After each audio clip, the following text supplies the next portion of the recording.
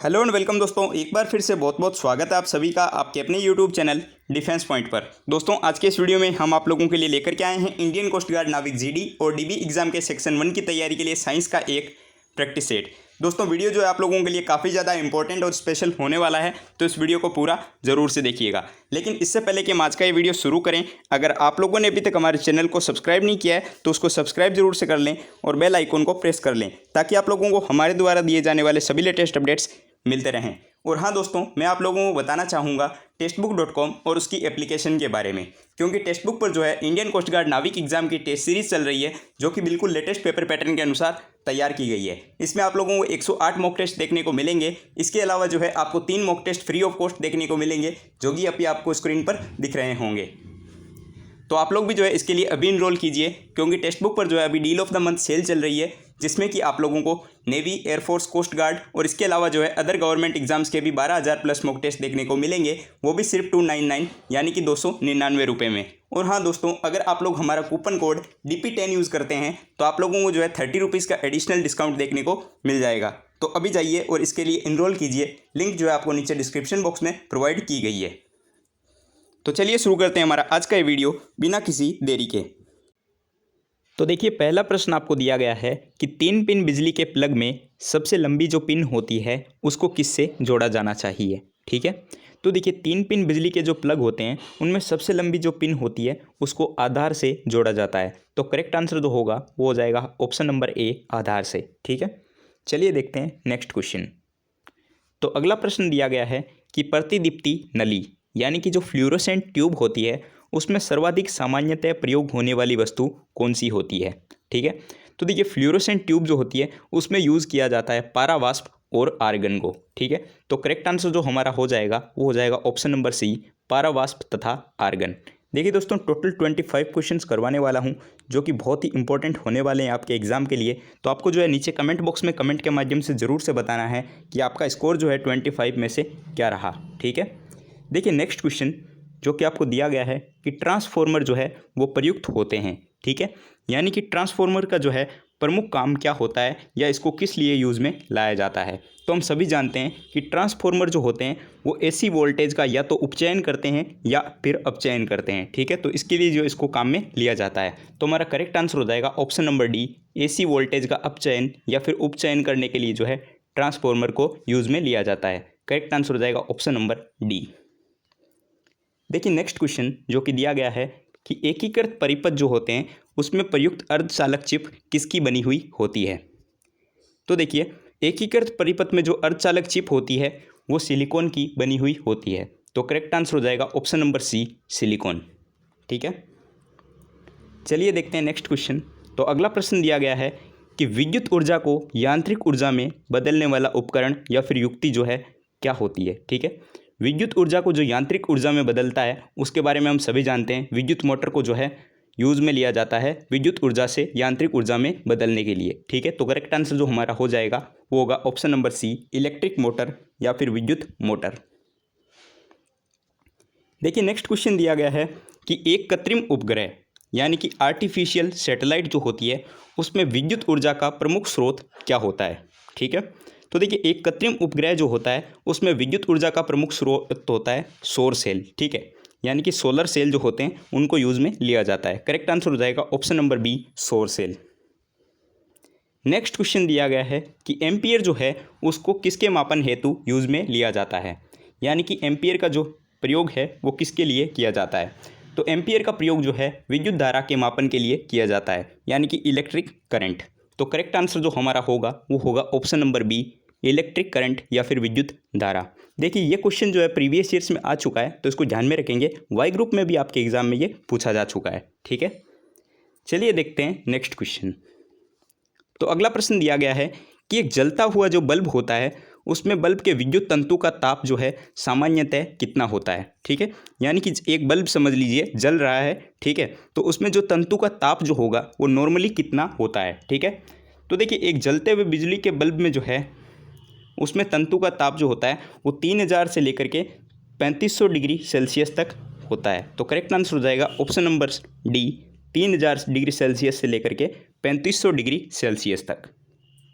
चलिए देखते हैं अगला प्रश्न तो नेक्स्ट क्वेश्चन दिया गया है कि माइका क्या होता है। ठीक है, तो माइका जो होता है वो उष्मा और विद्युत इन दोनों का कुचालक होता है। ठीक है, तो इसके लिए जो करेक्ट आंसर हमारा होगा वो हो जाएगा ऑप्शन नंबर ए, उष्मा तथा विद्युत दोनों का कुचालक जो होता है वो माइका कहलाता है। ठीक है, चलिए देखते हैं नेक्स्ट क्वेश्चन। तो देखिए प्रश्न दिया गया है कि विद्युत उत्पन्न करने के लिए कौन सी धातु का प्रयोग किया जाता है। ठीक है, आपको वो धातु बतानी है जिसकी सहायता से जो है आप विद्युत उत्पन्न कर सकते हैं। ठीक है, तो आपको ऑप्शन दिए गए हैं यूरेनियम, लोहा, तांबा या फिर एल्यूमिनियम। ठीक है, हम सभी जानते हैं यूरेनियम की सहायता से जो है विद्युत को उत्पन्न किया जा सकता है। तो करेक्ट आंसर हमारा हो जाएगा ऑप्शन नंबर ए, यूरेनियम। चलिए देखते हैं नेक्स्ट क्वेश्चन।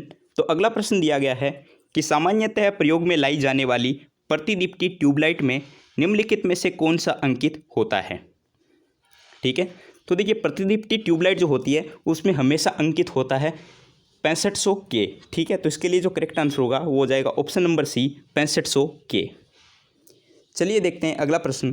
तो नेक्स्ट क्वेश्चन जो कि आप लोगों के लिए मैंने सिलेक्ट किया है, इसका नीचे करेक्ट आंसर जो है आपको कमेंट बॉक्स में कमेंट के माध्यम से बताना है, क्योंकि ये क्वेश्चन जो है प्रीवियस ईयर्स में आपके कोस्ट गार्ड में पूछा जा चुका है। ठीक है, तो देखिए निम्नलिखित अधातुओं में से कौन सा एक विद्युत अपघटन के रूप में प्रयुक्त किया जाता है। ठीक है, यानी कि प्रयोग में लाया जाता है। आपको बतानी है एक ऐसी अधातु जो कि विद्युत अपघटन के दौरान प्रयोग में लाई जाती है। ठीक है, तो आपको ऑप्शन दिए गए हैं सल्फर, सिलीनियम, ब्रोमीन या फिर फास्फोरस। करेक्ट आंसर क्या होगा नीचे कमेंट बॉक्स में कमेंट के माध्यम से ज़रूर से बताइएगा। चलिए देखते हैं नेक्स्ट क्वेश्चन। तो अगला प्रश्न दिया गया है कि तड़ित चालक जो होते हैं वो किसके द्वारा बनाए जाते हैं। ठीक है, तो देखिए तड़ित चालक जो होते हैं उनको बनाया जाता है तांबे के द्वारा, कॉपर जो होता है उसके द्वारा तड़ित चालक को बनाए जाते हैं। तो करेक्ट आंसर हमारा हो जाएगा ऑप्शन नंबर बी, तांबे के द्वारा। देखिए नेक्स्ट क्वेश्चन दिया गया है कि तड़ित चालक का आविष्कार किसके द्वारा किया गया था। तो देखिए तड़ित चालक जो होते हैं इनका आविष्कार बेंजामिन फ्रैंकलिन के द्वारा किया गया था। तो हमारा करेक्ट आंसर हो जाएगा option number C, Benjamin Franklin. अगला प्रश्न दिया गया है कि एक 100 वाट का बिजली का बल्ब जो होता है उसको यदि 10 घंटे जलाया जाता है, ठीक है, तो उससे जो बिजली का खर्च होगा वो कितना होगा। ठीक है, यानी कि कितने यूनिट जो है बिजली का खर्च होगा। तो देखिए क्लास 10th में हम लोगों ने पढ़ रखा है कि यदि 100 वाट का बल्ब जो है बिजली का जलाया जाए लगातार 10 घंटे तक, तो वो जो है 1 यूनिट इकाई बिजली खाता है। ठीक है, तो 1 इकाई बिजली जो है वो खाता है। तो इसके लिए जो करेक्ट आंसर होगा वो हो जाएगा ऑप्शन नंबर ए, 1 यूनिट। देखिए नेक्स्ट क्वेश्चन दिया गया है कि किलोवाट घंटा किसकी इकाई होती है। ठीक है, तो किलोवाट घंटा जो है विद्युत ऊर्जा की इकाई होती है। तो इसके लिए जो करेक्ट आंसर होगा वो हो जाएगा ऑप्शन नंबर बी, विद्युत ऊर्जा। देखिए नेक्स्ट क्वेश्चन जो कि दिया गया है कि विद्युत धारा के ऊष्मीय प्रभाव पर आधारित घरेलू उपकरण कौन से हैं। ठीक है, तो आपको बताना है कि विद्युत हीटर, विद्युत बल्ब और ट्यूबलाइट इनमें से जो है कौन सा विद्युत धारा के ऊष्मीय प्रभाव पर आधारित होता है जो कि घरेलू उपकरण है। ठीक है, तो इसके लिए जो करेक्ट आंसर हो जाएगा वो हो जाएगा ये सभी, ऑप्शन नंबर डी, क्योंकि देखिए विद्युत हीटर, विद्युत बल्ब और ट्यूबलाइट जो है ये सभी घरेलू उपकरण हैं जो कि विद्युत धारा के ऊष्मीय प्रभाव पर काम करते हैं। तो हमारा करेक्ट आंसर हो जाएगा ऑप्शन नंबर डी। चलिए देखते हैं नेक्स्ट क्वेश्चन।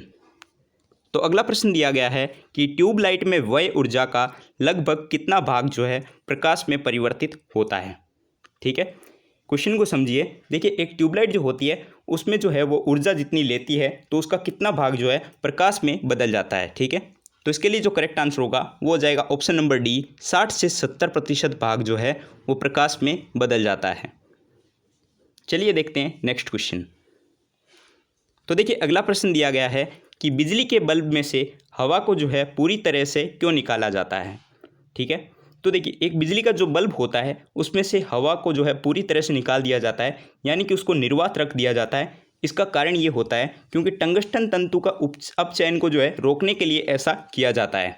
ठीक है, तो करेक्ट आंसर हो जाएगा ऑप्शन नंबर ए, टंगस्टन तंतु के अपचयन को रोकने के लिए जो है उसको निर्वात में बदल दिया जाता है। देखिए नेक्स्ट क्वेश्चन दिया गया है कि बल्ब को तोड़ने पर तेज आवाज़ होती है क्योंकि।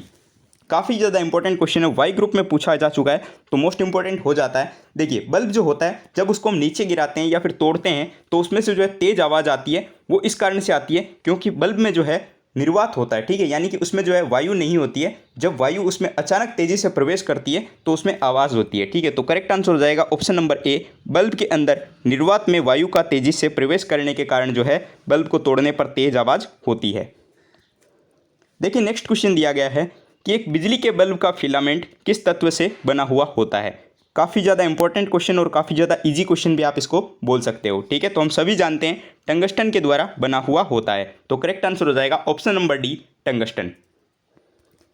देखिए नेक्स्ट क्वेश्चन दिया गया है कि फ्यूज तार जो होते हैं वो किसके द्वारा बनाए जाते हैं। फ्यूज तार जो होते हैं वो किसके द्वारा बनाए जाते हैं, ठीक है।